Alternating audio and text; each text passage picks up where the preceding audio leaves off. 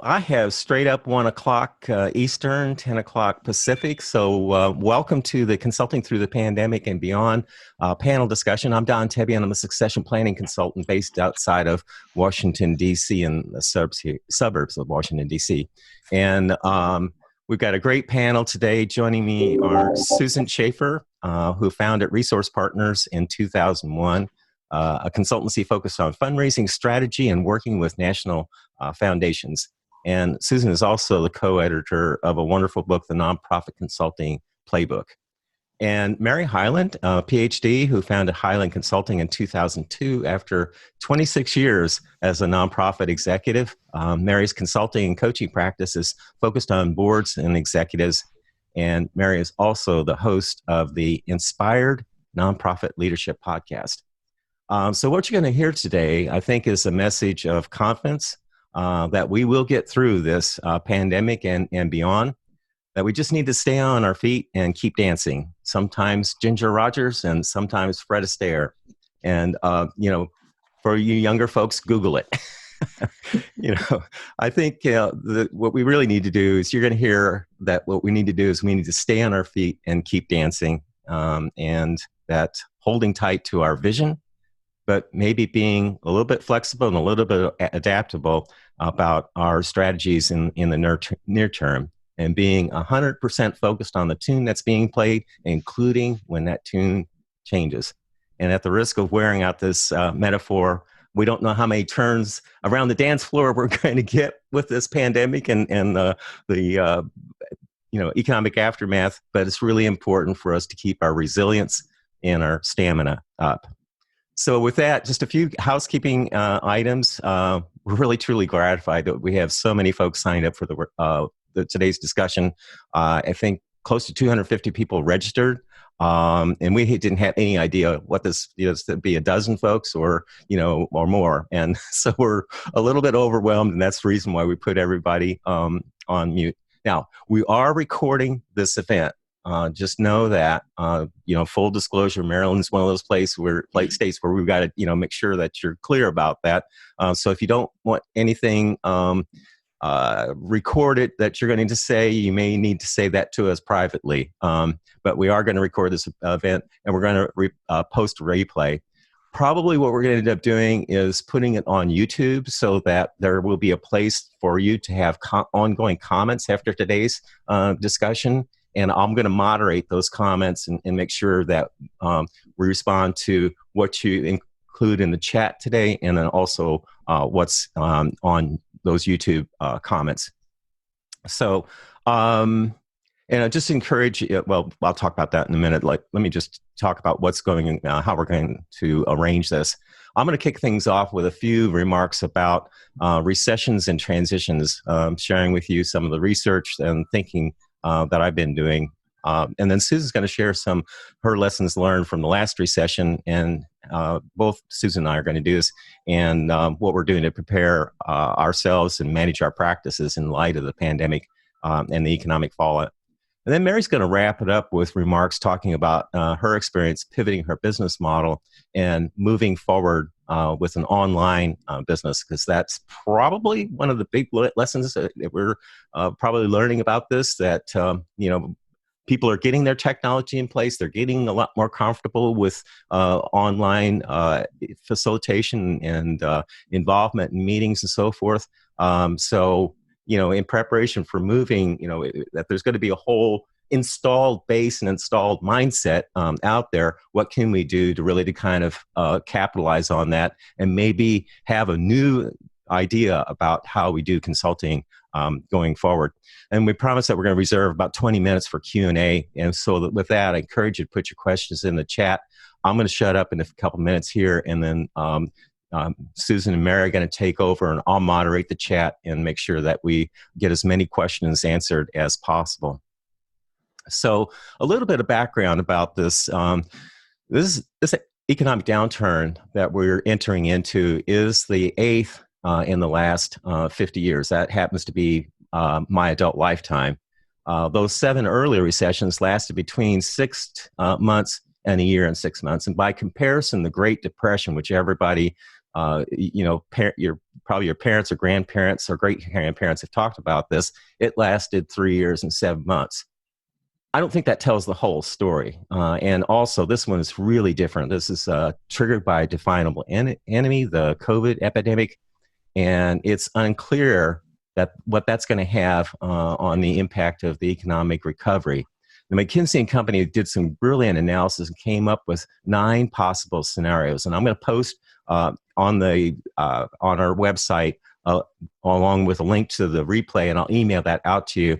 Any resources that we're talking about today. Anyways, I thought it was a really good article. It was a little global for our businesses as consultants, but 9 scenarios was too much for my brain to handle. So I've distilled it down to 3 likely scenarios. And by the way, I'm not an economist, but I'm a lifelong planner. And what do planners do? They stand in the future and try to look back and drive as much ambiguity out of the current situation as possible. So here are the 3 scenarios that I think are probably most probable. One I call the good. The pandemic abates and the economy begins to recover and results in what's called a V-shaped recession. Fast down, fast up. That's number 1 scenario. Number 2 is what I call the bad. The pandemic continues or it resurfaces next winter and we face a U-shape or a bathtub recession. Has steep sides and a long bumpy bottom. So that's the bad. And then the third one is what I call the worst. The pandemic worsens and the economy further tailspins, and we enter into what economists call an L-shaped recession, steep down, flat bottom, and really no foreseeable other side to it. It's also known as a depression. So for me, I'm hoping for the good. Planning for the bad, and I'm praying that we avoid the worst. And fortunately, all the talk coming in and out of recession doesn't really tell the whole story. Probably a more accurate view of, our clients' mindset and sentiments is the research around consumer sentiments. And if you want to track that, for those nerds out there like me, I follow the University of Michigan's surveys of consumers. They've been doing this for something like 70 years and have a lot of historic data. And their current reports are rather sobering about this situation being dramatically different than previous recessions. So how about my lessons learned? I'm going to move through this rather quickly. This current economic downturn will be the 6th recession I've experienced while serving as a nonprofit executive or as a business person. And that doesn't entitle me to a crystal ball, but maybe a few battle scars. I launched my first business right before the 1980, 81, 82 recession, which was a double dip or a W recession. It came with double dip inflation, or came with double-digit interest rates, and that just really clobbered my business. And boy, as a younger business person, I really learned the value of cash and cash management. And then there was a 2000, 2001 recession, but probably the biggest lessons came, and probably the most relevant to our message today, came from the Great Recession of 2007, 2009. About 4 years earlier, a business partner and I launched a company called Transition Guides, and the firm that was focused on helping nonprofits manage chief executive transitions. And we had built up a lot of relationships with soon-to-retire executives, and we started hearing from them, I don't know when I can retire. And I remember one executive saying to me, I stick my 403B statements, and for those of you in the business world, that's the nonprofit's equivalent of a 401k plan. So I stick my 403B statements into the drawer because I can't bear to look at them. And so we started to look upstream about how we could, serve and add value to these clients and potential clients. And fortunately, several years earlier, I had put together, I'd done deep dive on organizational vitality. I was really curious about, what separates, we work with organizations all across the spectrum, and a lot of nonprofits live on the edge, as we all know. And what I was curious about is what separates these, struggling nonprofits from these really high vitality organizations, and more importantly, what capacity building could we do with them as we worked with them during this time of executive leadership change to help advance them, help move them forward, make them more sustainable, stabilize them, make them more sustainable, and give them a platform where they could really move into that high vitality territory. And probably the biggest piece of data that I found, or the biggest body of work that I developed out of that, was around organizational sustainability. And make a long story short, we made a pivot and started offering organizational sustainability planning. And if I remember the numbers correctly, we were a little over 2/3 of our revenue was coming from executive transitions going into the recession. And during the recession, that completely reversed. And we were doing about 2/3 organizational sustainability planning. And it really allowed us basically to not have to lay any staff off. I think some of our contractors saw a little bit lighter workload during that period, but we were able to come through the recession, strong. And in fact, one of the silver linings about that, and I wouldn't just want to convey this message to you, that there are powerful lessons, I think, to be learned during these times of stress, because our attention is, so concentrated and focused, is that there are opportunities really to make a pivot here that could actually, make you stronger on the other side of the recession, providing that you're going into it with a right mindset, that you're going to survive this, you're going to move through this, and you're going to dance with it and come out of this thing stronger than ever. And so that's exactly what we did. When we came out of this, we actually rebuilt everything that we did on the platform of organizational sustainability, that everything that we, did in terms of recruitment, retention, any kind of planning work, it was all about helping nonprofits sustain their mission work. And it resulted, I think, in a very strong company that, had a much higher valuation when the company was eventually sold than it would have been earlier.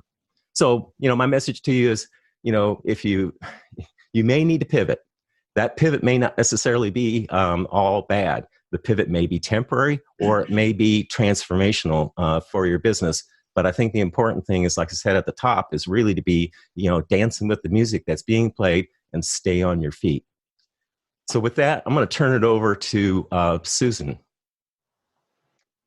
Thank you, Don. I love hearing your stories, and I learn so much every time I hear more about your background. I hope I can provide a little insight as well. It's worth saying that my consulting practice started in the fall of 2001, so not exactly a time of much certainty either.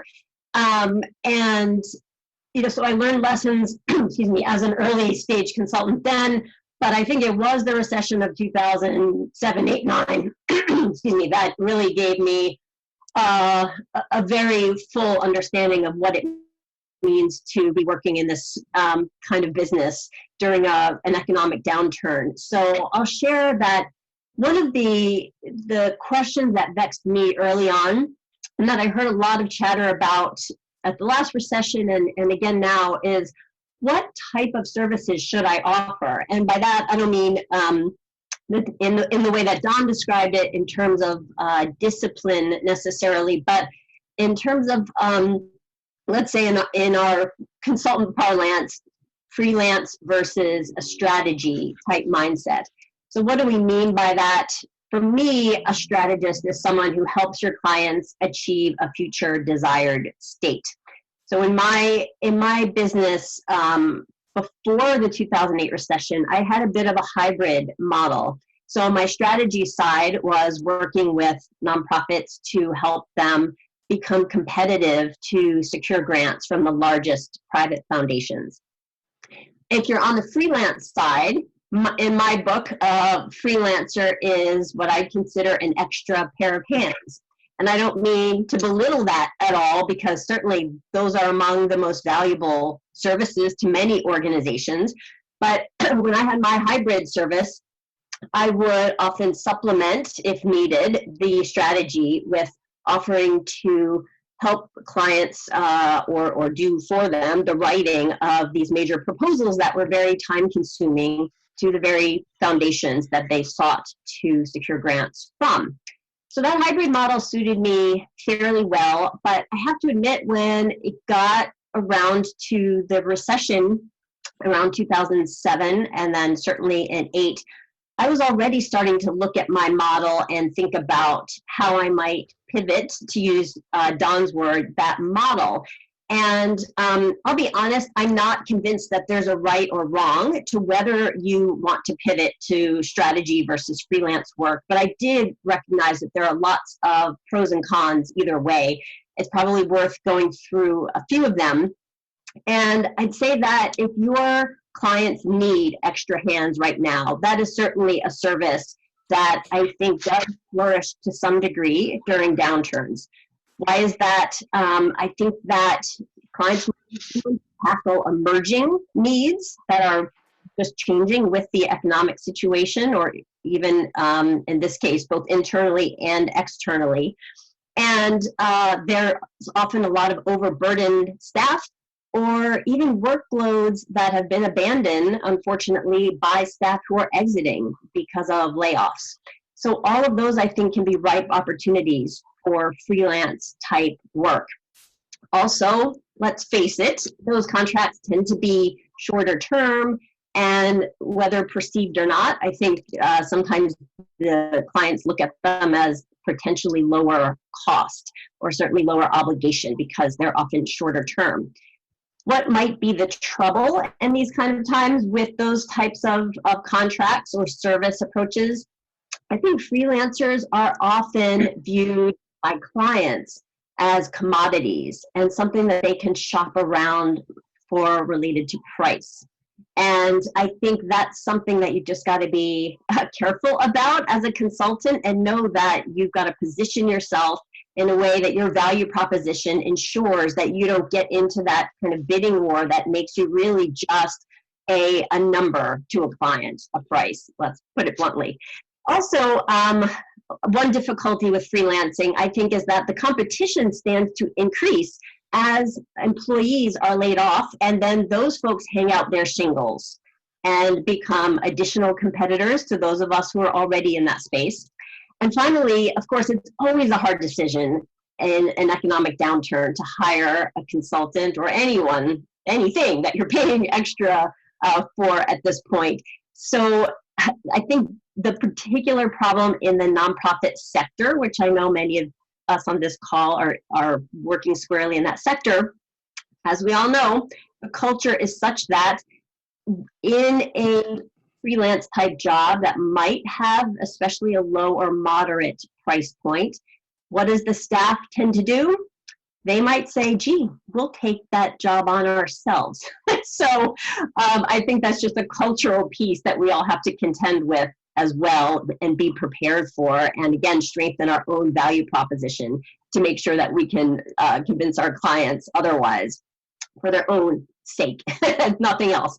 And what about the strategy side? I think that if your consultancy focuses on strategy, then you're not providing a deliverable, but a business result.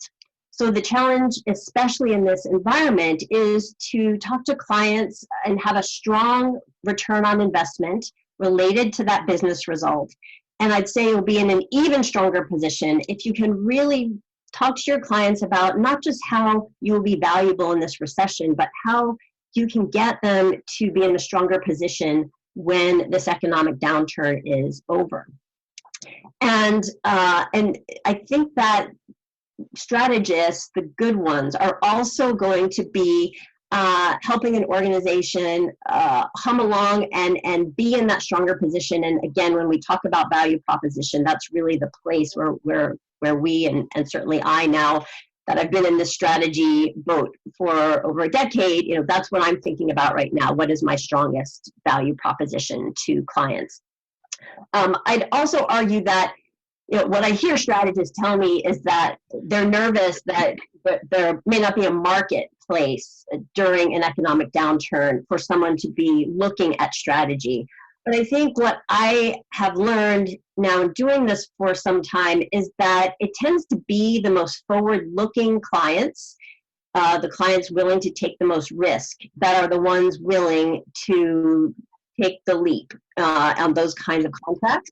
And knowing many of you on this call as I do, and I'll put myself in this bucket, I think we are all looking for clients that are forward-looking and that do want to take that kind of leap. So frankly, it's why I really come down pretty squarely, evenly among the pros and cons of being a freelancer versus a strategist in a time like this. So if there's no one answer to the best path per se, what kind of thinking might you be doing, whether you're rethinking that slice of your business model or not?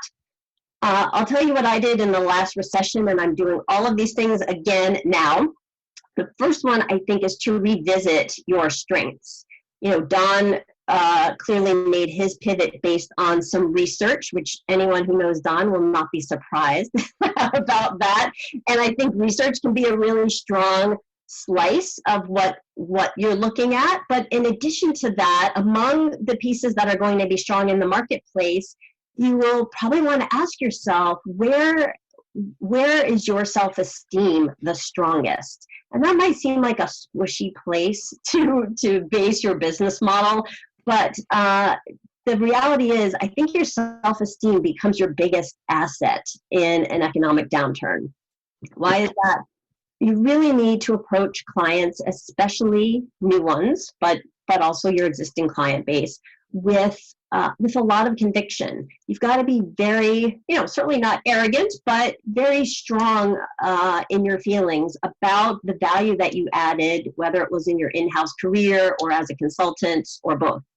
And I'll say one example that I've noticed recently is that I'm currently talking to a couple of prospective clients, and both of them are asking just the best questions that I have heard of questions.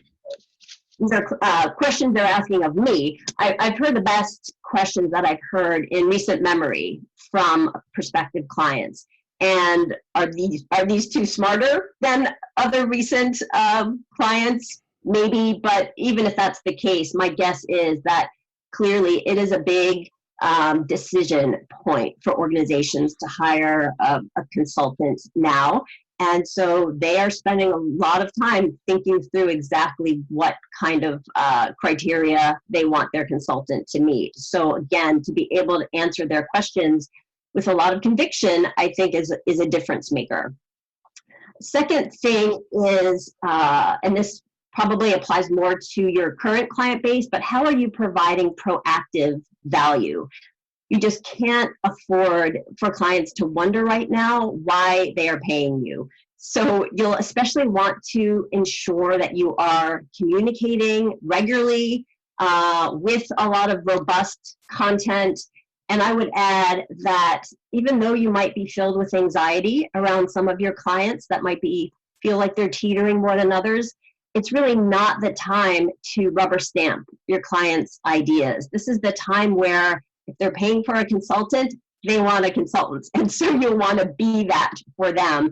And by that, I mean, you want to be the truth teller. You want to be the contrarian if necessary, and make sure that these clients of yours who are so busy in the day-to-day are able to have someone who's going to poke holes in ideas that might be floated, frankly, very quickly in this environment that's changing so rapidly. I'll also just add that all of those points I just mentioned, you'll want to make sure get across not just to the people who you talk to every day at your clients, but also to the folks who sign your contracts. Those are some key people who you always, of course, want good relationships with. But I'd say especially now, it's a time to make sure that you are making sure that those people hear the message, see your work, and that you are providing value. And finally, I think everything that I've talked about so far, and that Don and I know Mary too will talk about, revolve around business model. And I really did revise my business model in the lead up to the last recession. It was fortuitous. I was already on that track. I mentioned I was going from this hybrid model to one that was much more firmly planted in strategy. And I think we can all find time to tighten our business models now. Let's face it, we're not commuting anywhere. We're not going to see clients. So if you repurpose that time at all, I would make a strong case for the fact that you might want to think about your business model. For those of you who are not fully familiar with that, it might be a place, Don, where we post some other resources. But in short, it's a great time to think again about the basic questions about who is your ideal client, what do you want your core services to be, what would you like an ideal engagement to look like, what kind of support services do you need, and finally, what steps do you need to take to make that whole piece actionable. There are many other questions that you'll be asking yourself, but in short, I think that the time I spent on that business model in 2007 served me very well. I'm still working off many of those same principles now. I did take a pause probably 5 years ago. I was, just out of a little boredom, needed something different. But then a couple of years ago, just got right back to that same model. And so I really value now the time spent back then really thinking hard about all of these key questions, and found that something that has really sustained my business for the long run.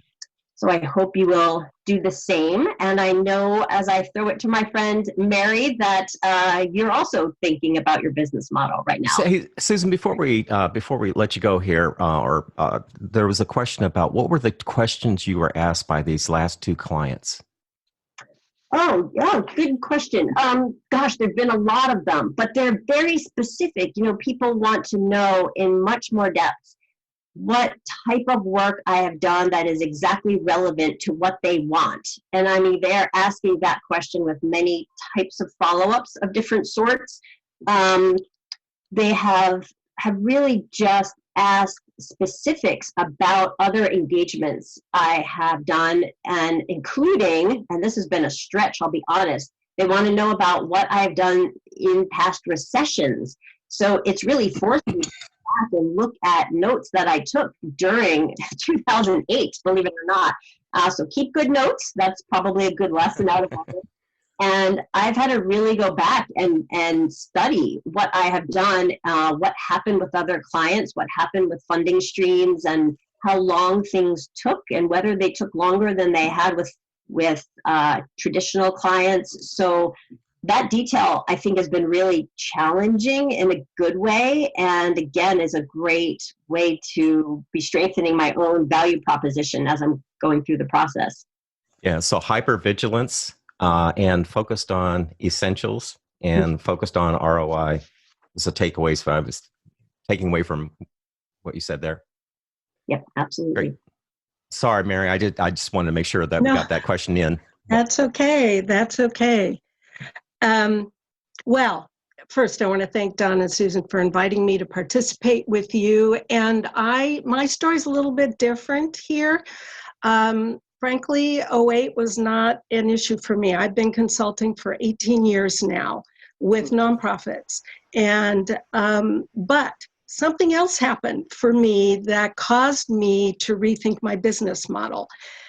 I'm located in the Bay Area in California, and there's lots of people out here, lots of competition, but lots of clients.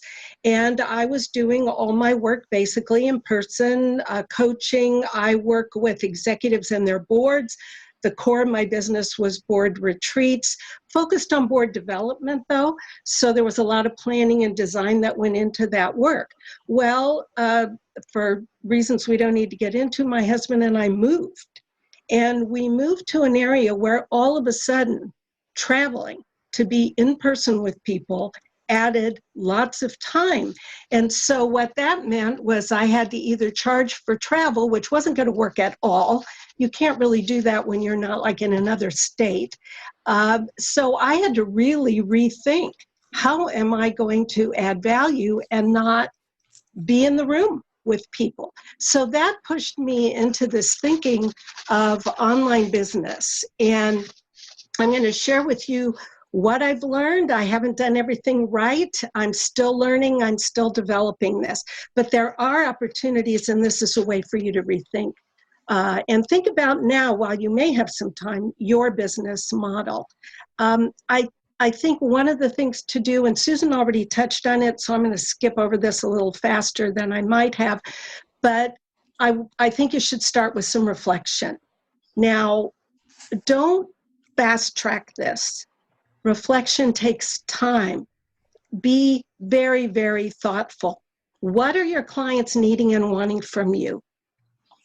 I had to go back and get away from the business of how I was doing my business and really think about, what are the people who I want to serve? What do they need? And I think right now in this time, one way you can do that is just be in touch with everybody you've ever touched, whether they were potential clients, past clients, new clients. Talk to them, find out how they're doing, just listen to them. And as you're doing that, what I discovered when I was doing that to just keep relationships going while I was kind of on this weird hiatus was I was really doing market research. We need to find out, what do people need and want now? And it may be very different from what we have been doing before, but that's where you need to start. Be keeping your relationships going, don't lose them, and be doing what is actually some market research. So take notes, write down the words your clients are actually using. These are things you're going to need later. So, and Susan mentioned your ideal client, and that's another lesson that's really, really important.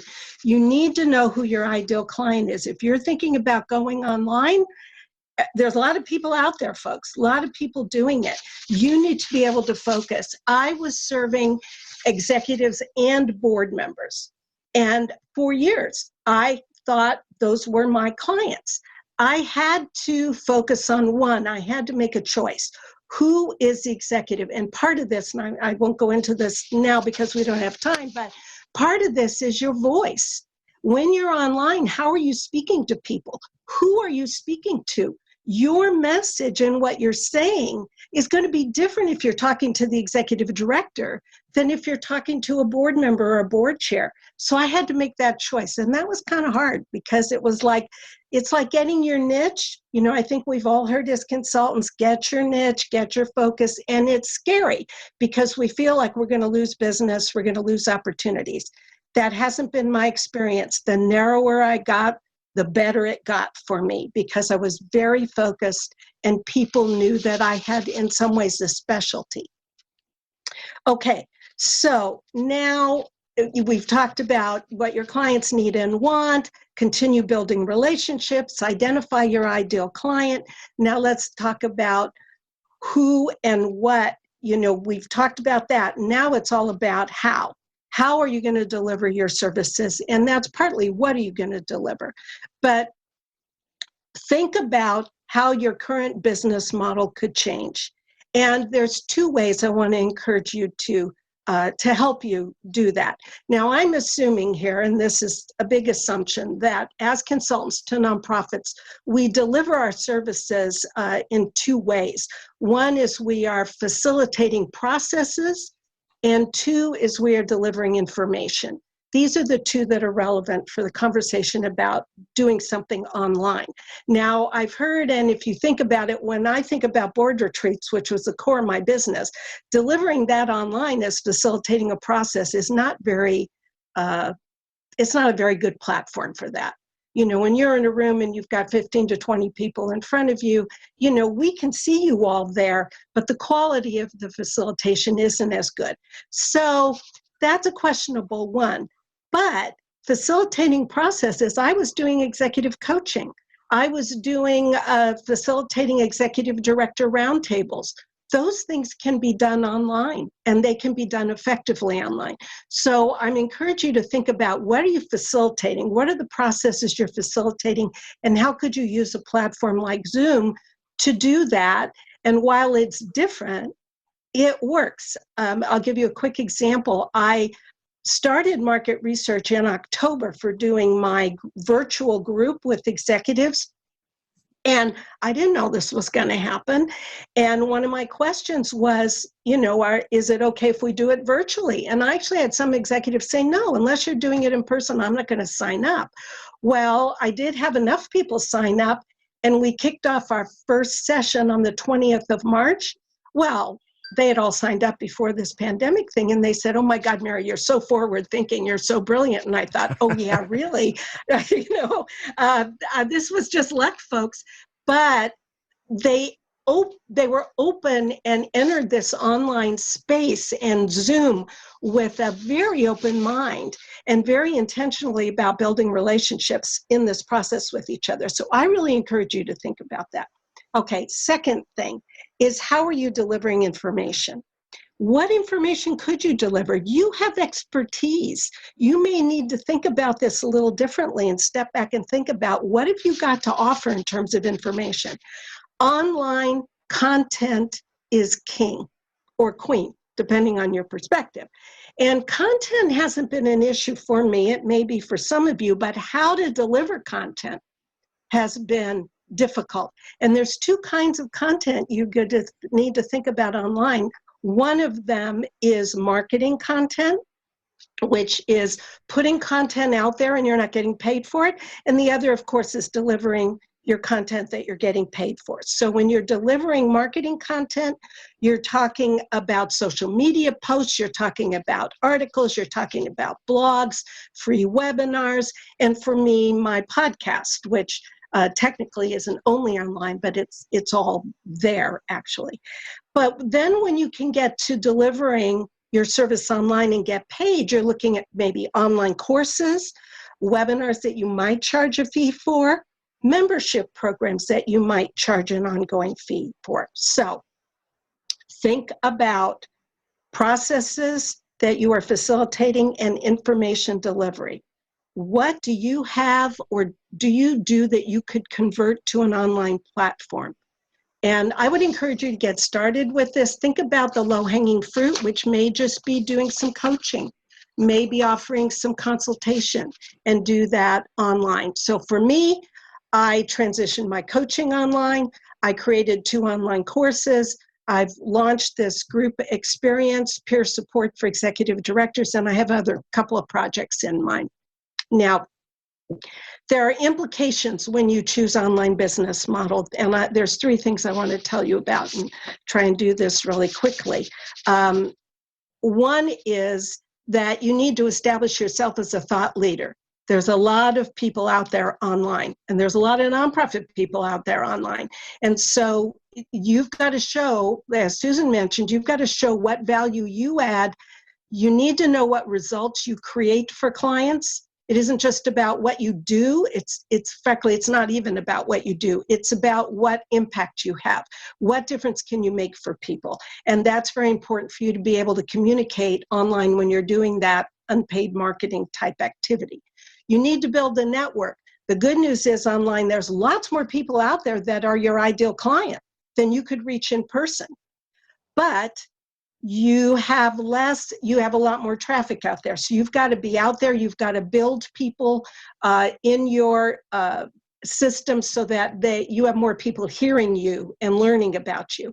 And finally, you need to be aware and learn the technology of doing business online. Now, most of the tech I needed to learn was related to the marketing side, but I also needed to learn other things. What systems are you going to use, for example, for emailing and building your network?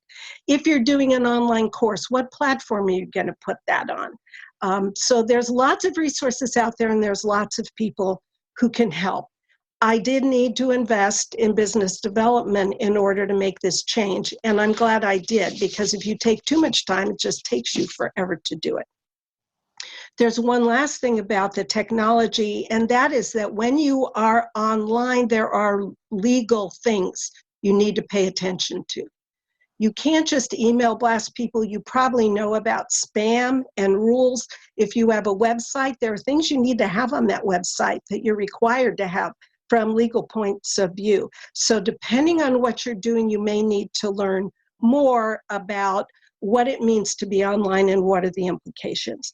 And a final opportunity is that you need to think about what we advise our clients to do, and that is to collaborate. One of the opportunities online is to become an affiliate. We can become affiliates of each other. If you have things to offer online, I can promote those for you if they're relevant to my list. So for example, I consult with boards and executive directors. I'm not a fundraiser. I mean, I know about that stuff after 40 plus years of being in the sector. Of course, I know about it, but that's not my expertise. So right now, for example, I'm partnering with someone who has created, actually, she's created 15 online courses, and I'm partnering with her to promote what she's doing right now, which is a free webinar that's leading to marketing her online courses. But I'm an affiliate, and if my customers do decide to purchase her courses that are all about fundraising, I get a piece of that. So there's a revenue opportunity to become an affiliate marketer if you have an online business. And I know this is really quick, but that is a real opportunity for you. So collaboration is something we all need to think about, is how do we partner with each other? How do we support each other in our ventures to help each other be successful? So finally, I want to say that maybe the quickest thing is to move things one-on-one online, but I just want to say that you need to take care of yourself.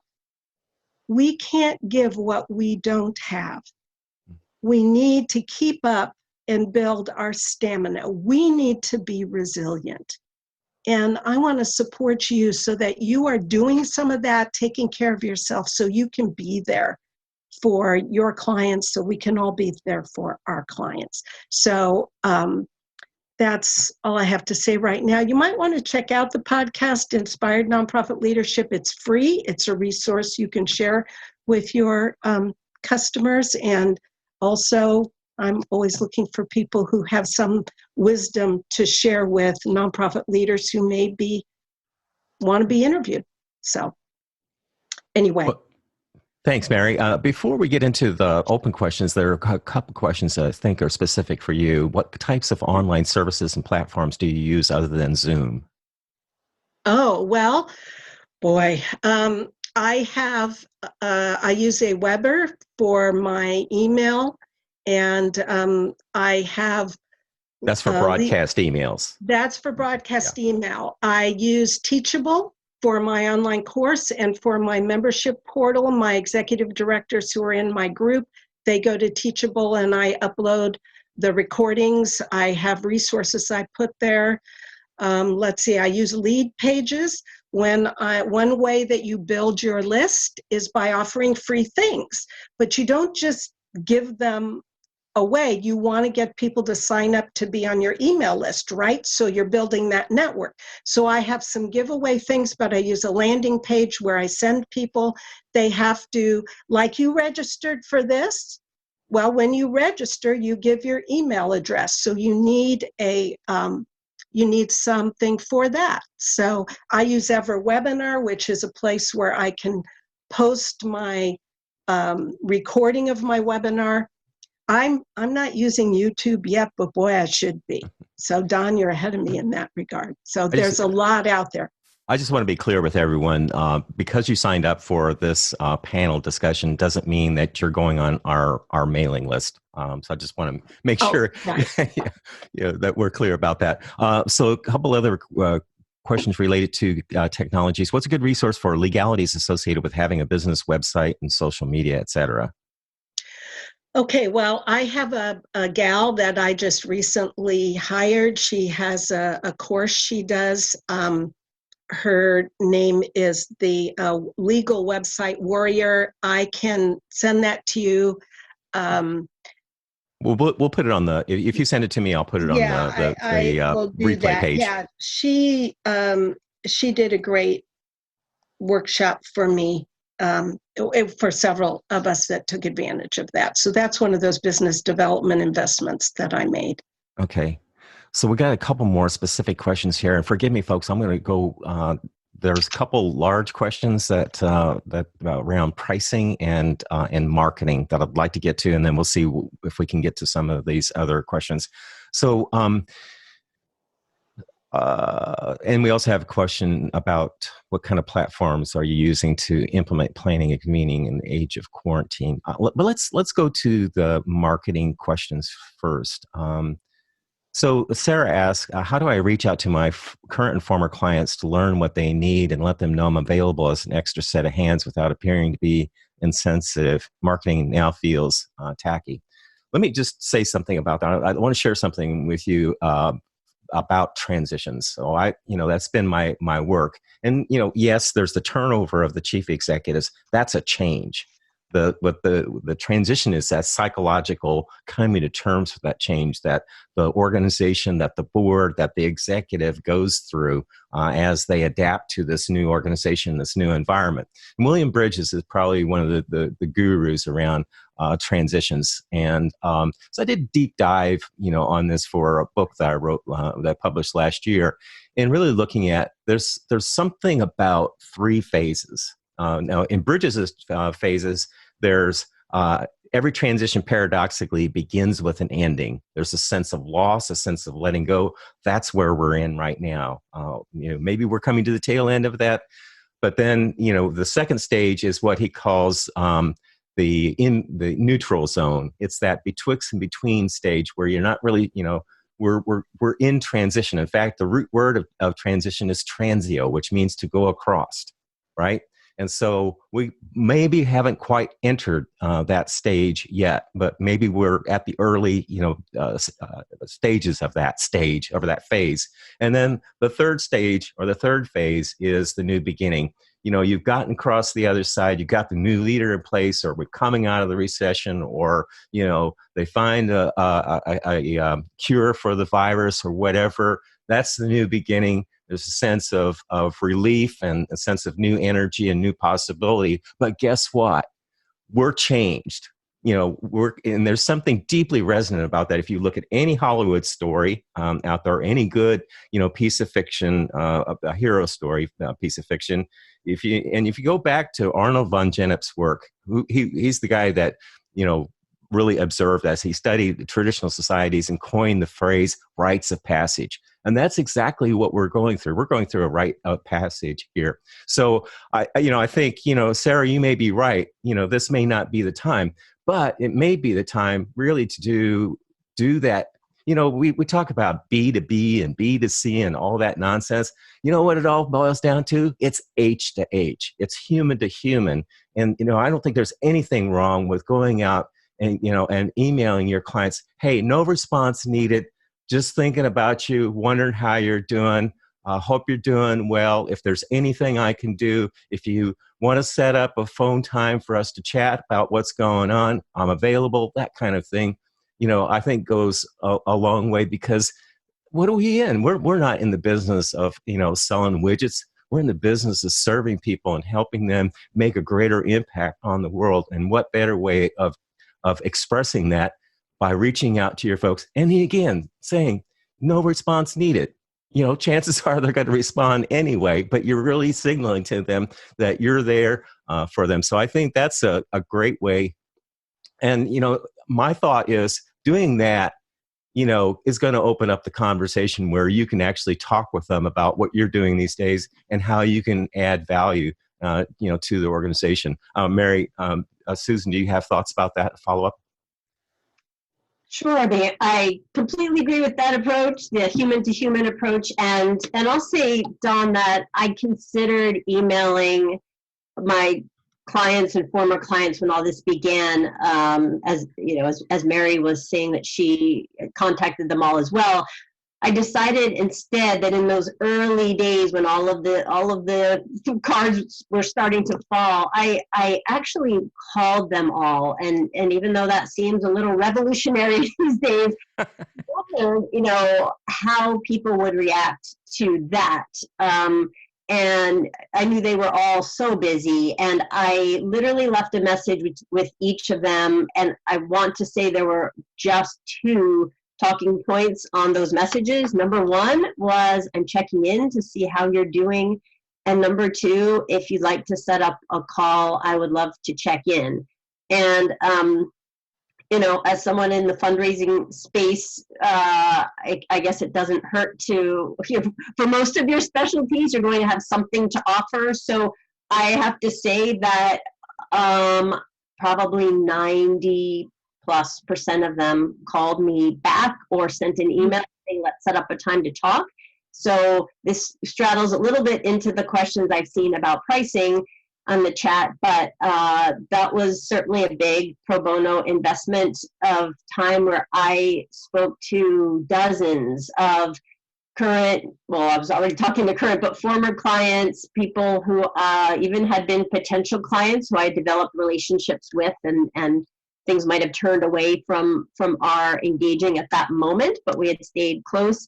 And I had hour-long conversations with many, many people over the last few weeks. And really, if marketing feels unsettled, I'll say that to me, those calls were not marketing at all. They were truly about contacting people I knew and asking how they were doing, and then asking what's challenging you right now. So it got into Mary's points about doing that market research, although it was truly out of curiosity and they're wanting to talk. And then I would also just say, what do you want to talk about? What could I be a thought partner in for you right now? So I found those conversations very settling for me as someone also on edge, living in the world we're living in, but also educational and a great way to connect. So for me, it was well worth the time, whether other projects come out of them or not. I think the only thing that I'd add, I agree with Susan. I haven't actually done the telephone calls, but that's on my to-do list. I've been sending out cards and postcards to people versus email. Is keep in mind that normally anything you're offering online needs to be 80% content and value, and then maybe 20% an ask. Now, I think we just have to lead with offering things. And but I think there's a real tension, and I don't have an answer for this, is when can you ask and sell something?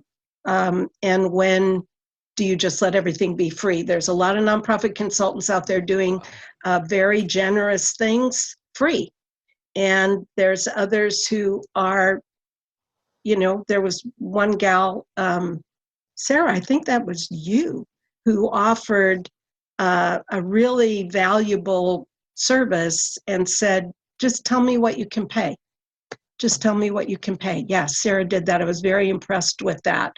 And the ability to offer something and say, here it is for you.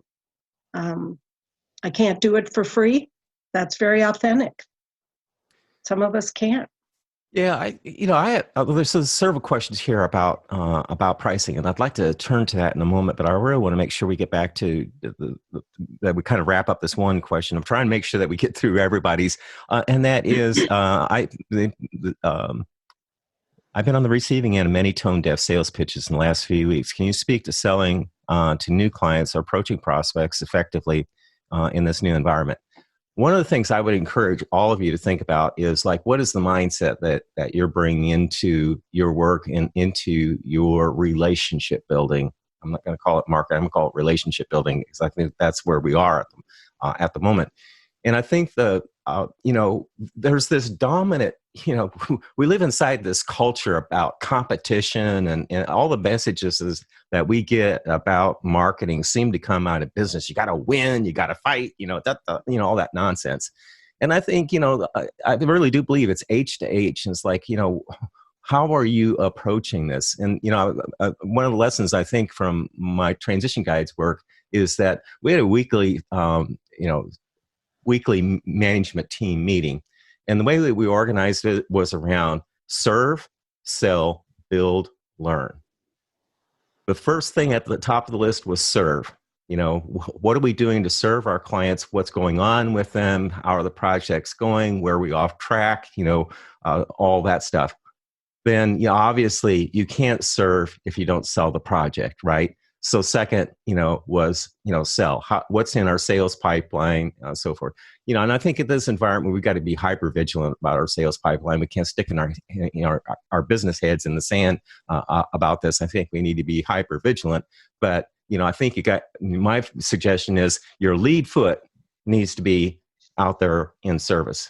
And I think that will give you a great deal of confidence that, about how you're approaching people and how you're talking with them, and how receptive they're going to be to, the messages right now. So, and again, back to that transition thing, this may not be the time certainly not the time to go out there with overt sales pitches, but I think it's certainly the time to be in touch with people and, renew those relationships, make those connections, keep those connections alive with folks, and so forth.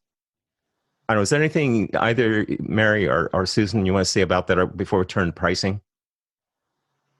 Okay, so a couple questions. Would you change your prices to be more sensitive to the market? Amy asked. And then Melanie says, I've adapted pricing for March and April. I've offered in-kind virtual office hours. I think that's relationship building in myself, through service.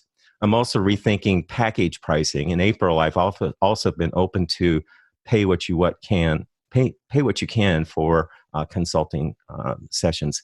Personally, I'm not a big fan in reducing prices. I think you train your clients to expect that going forward. But I am a big believer in adding value. For example, one of my clients is a fairly large planning project that I'm working on, and long story short, we got to the tail end of this project and the world fell apart. The world has changed. Our outlook has changed. And so what I said to them was, look, I'm here with you. The way I'm showing up for them is I'm going to be every bit as valuable to them as their best staff member. In fact, more so. They're going to give me a parking spot out front, for Employee of the Month over this project if I have my way. I'm joking, of course, but I think that's the thing. Is just add value and really partner with folks. Is my approach. I'm not a big believer in discounting prices because guess what? That's going to weaken your business. Potentially weaken your business. Now, that may not be right for everybody. You've got to make your own decisions. I'm telling you where I'm coming from. I'm in the maintain the integrity of your profit model, but add value, because that's going to end up costing you in terms of time and so forth. I'd rather add value, than take a hit on the financial front end. But that's just me. Don, I just want to add that this is where I think rethinking your business model can come in, because you might be able to create some things that maybe they aren't as expensive as this package. But it's not about, as Don's saying, it's not about discounting what you offer. It's about changing what you offer so that you have maybe some less expensive offerings. And then, as the value increases, the prices increase. I also want to mention to people that not all nonprofits are losing a lot of money here. Be careful what assumptions you're making. I just had conversations with 2 clients, and they're not clients yet, but they're executives who have reached out, and we've had conversations, and one of them just got a big grant for the next 3 years. Others are getting more money. I remember in 2008, where those nonprofits that were safety net providers, food, shelter, basics, were getting a lot of philanthropic new dollars. So this is something you may want to think about. Who are your local foundations investing in now? Who may be actually getting additional funding? One of my coaching clients called me because she got this 3-year, $300,000 a year grant, which is a significant proportion of her operating budget. And she wants coaching about growth, about managing her growth and working with her board on that. So I think this is partly ties back to what Don said about mindset. If we keep thinking scarcity, which is a problem, I think, in our sector, that we have a scarcity mentality. If we keep thinking scarcity, that's what we're creating for ourselves. So I believe in that. I lived that. So I want to encourage you to be open and think that there really is opportunities for more, but you do need to match value with your price. Absolutely. I couldn't agree more with what each of you just said. And let's say that I believe the title of this webinar was the uncertainty and beyond. It was phrased better than that. But when you think about the beyond, you've got to think now about what your discounting means in the beyond. So I think there could be significant implications. So yes, I think that it ties together all we've talked about today in the sense that you'll want to reflect, think about that business model again, and ensure, I couldn't agree more, that the value you provide is on par with the fees that you are charging, because it's all we have as consultants. And so I think it's really important to reevaluate those pieces, put them together in a way that makes sense, so that everything that your client says yes to in terms of value, that has to bear some cost. And maybe there are different ways to package it online. Maybe you are looking at taking groups of clients rather than one at a time. There are ways to look at it differently for different types of clients. But whatever that business model is, it's great to stick with it. And again, have a lot of conviction in what you're doing and go out. And those are the kinds of consultants that I saw succeed through the 2008 recession. The ones that had really thought it through, were confident about their rates and their services, and did good work. Yeah. Yeah, so it's straight up 2:00, and so we've said we go from 1 to 2. Are you two of you okay? Just answer a couple more questions. And I am. I can hang out. For those, if you need to sign off, we'll take no offense to that. But we're going to try and work through a couple of the questions. I think we've got some biggies here, and one is about facilitating in this new environment. I think I shared with you, Jeff had emailed me this earlier, and basically he's doing strategic planning, and he's saying that, you can't really facilitate a strategic planning retreat online. He's got 3 organizational development projects currently on pause because they were going to culminate in in-person retreats that have been rescheduled for the fall or of 2020. What advice do you have about? Well, so that was his assumptions, which I want to talk about for a moment. But what advice do you share about how to best communicate to potential new clients that you're hesitant to start new planning or evaluation organizational development endeavors when so much is unknown about what's happening? Let me just take a shot at that first. First of all, I don't think you should put anything on hold. Particularly if it's if it's an incoming project, maybe you stage it out a little bit more, to try and get to the uncertainty. But, I would never turn a business away or turn an opportunity to serve somebody away just because of the uncertainty. Look, they're saying to you, hey, we're interested in you being our partner, and helping us improve our organization. Yeah, there's a lot of unknowns in the foreground, but I certainly wouldn't say, spurn that potential relationship. It would be, my thought. I also think I would make some, question my assumptions about what you can do and not do in today's online environment. I think people are getting a lot more comfortable with, with technology. My belief is this could be a potential watershed, where we really move more solidly, on a household by household basis to a digital society. And so, I think I would question those assumptions. A lot of my, planning work doesn't involve retreats. In fact, I try to avoid doing retreats because oftentimes they become, grand agreement, sessions and with grandiose plans. And so if you really start with the assumption that the purpose of planning is to change minds, not to create a plan or not to create, feel-good environments, that's my feeling about retreats, being a solid introvert. So I really focus on, that planning is a series of conversations. And there, yes, you can do that in a retreat environment, and everybody goes away feeling good. But I think there are solid ways to do planning that are incremental, group by group, small group by small group, that you can build a hell of a solid plan for an organization without ever getting everybody in the same room. I used to believe in this kind of future search model where you had to have the whole system in the room. I've really rethought that because a lot of times it's not practical. In today's environment, it's certainly not practical. So I would really encourage you all that do strategic planning is to check that assumption about whether or not a retreat is really needed. In my view, yes, it can be in certain situations, but in a lot of situations, I think that's legacy thinking that we ought to question.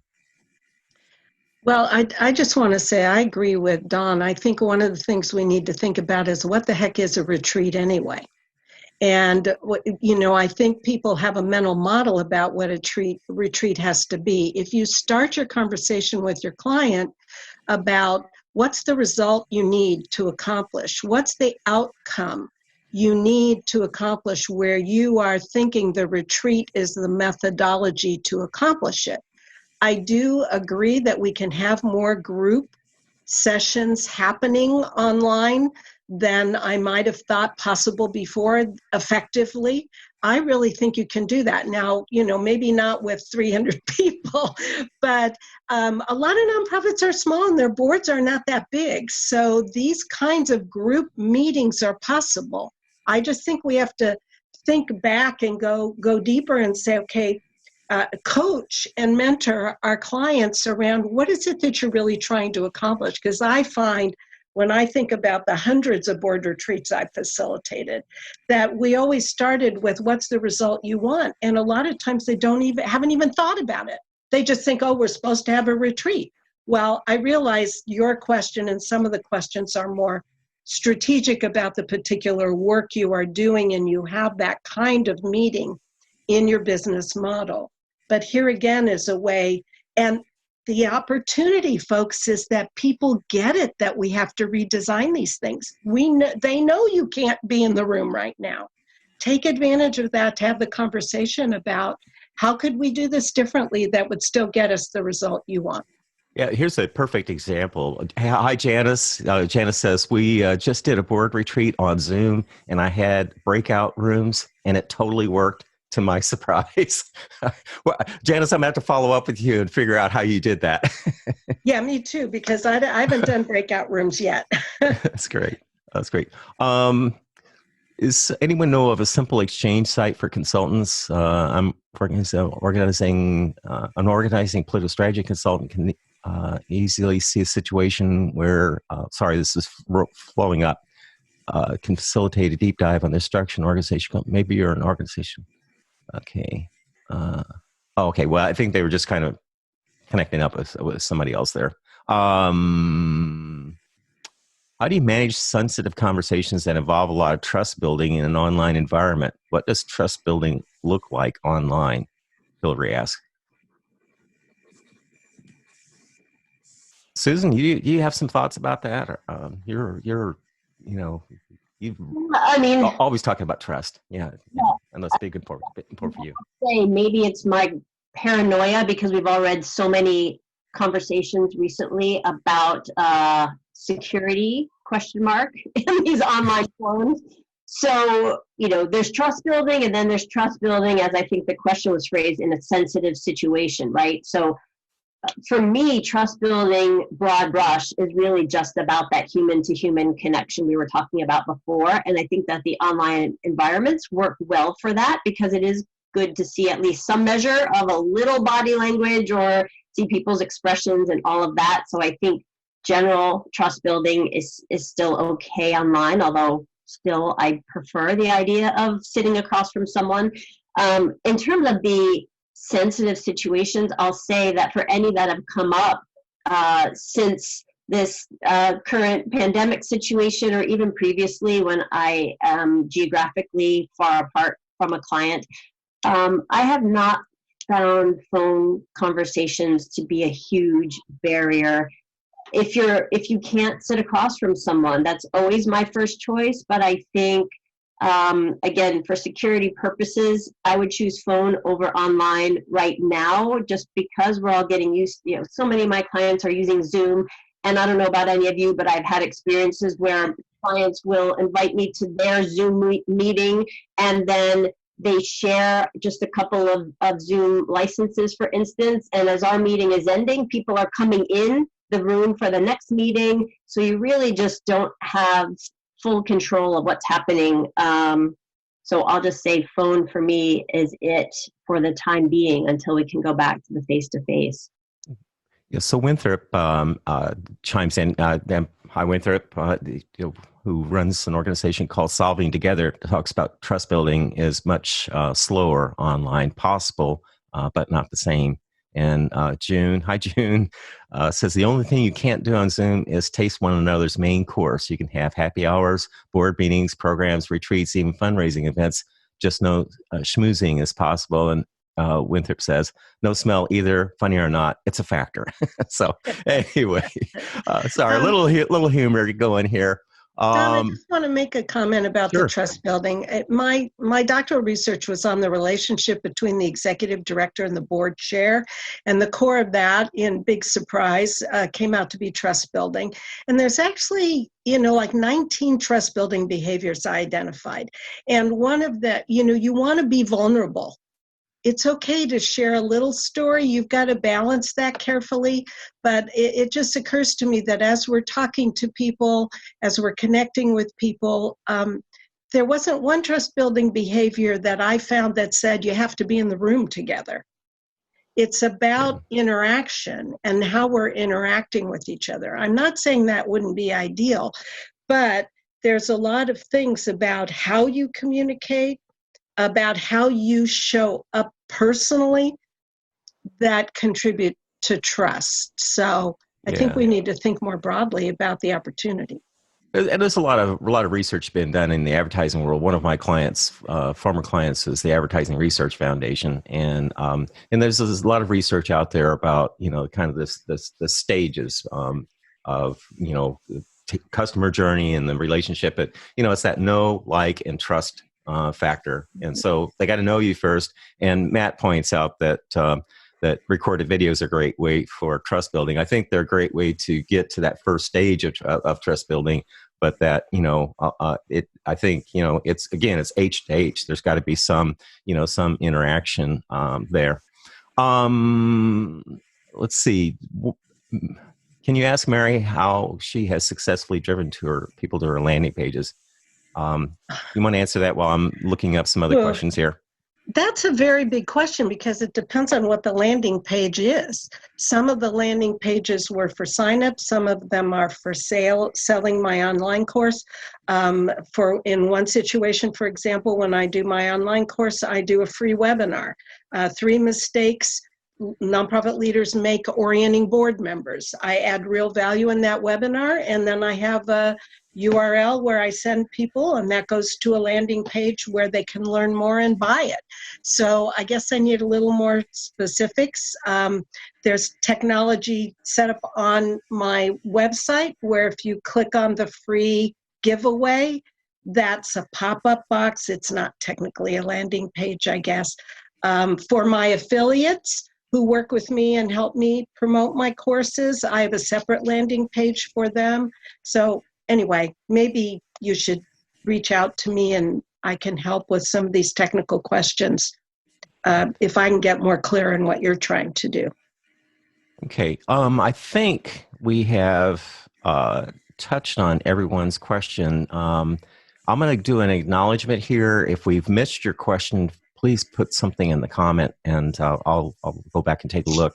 But I wanted to acknowledge where this event, the idea for this event came from.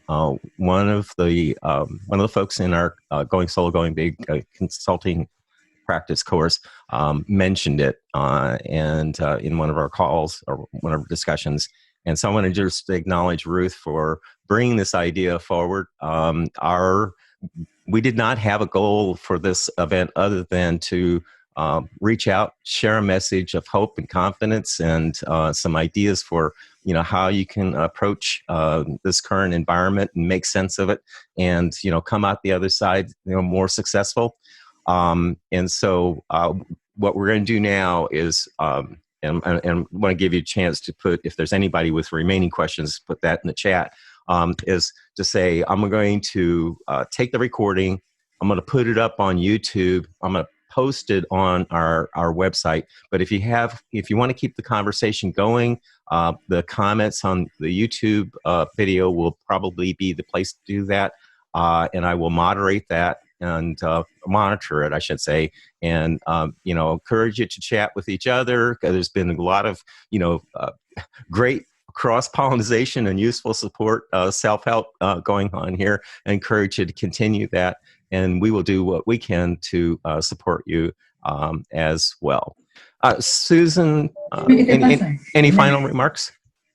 Only to say that I love, Don, the theme all along has been one of hope. And if there is a big picture takeaway for me from the last recession, it was that the consultants I knew who had hope and worked every day in that vein were the ones who came away with a stronger business after the recession. And I do know a lot of consultants in our sector who did very well, and we came away, I'll say my business was much stronger afterwards because I felt myself rethinking everything, working hard to make sure everything was as solid as it could be. So I hope that you all find your niche in all of that, and we'll all support each other to keep our collective spirits up. And thanks so much for joining us today. Mary, anything you'd like to say in terms of Well, just a couple of things. I just love the opportunity to serve. It helps me get out of my own head around my own concerns for my own business. I debated about this, but I did put my email in the chat. So my email address is in there if people want to reach out. But anyway, I will, Don, I'm sure you'll help me get into the YouTube space and how I can check in there too. But I really appreciate all the work that you're all doing out there. I mean, we have such a wonderful line of business because we're in service to people who are in service to others. And I think for all the businesses that we have, those are all a very good things. So I just keeping a good thought for all of you and hope you will stay well and healthy. And go be a hope merchant for our clients. Thank you all. We will email you the address where the YouTube will reside. I need to work that out this afternoon. But yeah, not to worry. Everybody's going to get a follow-up. And that's the only email, unless you're on our emailing list, that's the only email you're going to get from us. So just want to rest assured we're not going to spam you after this. So thanks, everyone. Really appreciate it. Just go get it. Go get it. Be healthy. Very well.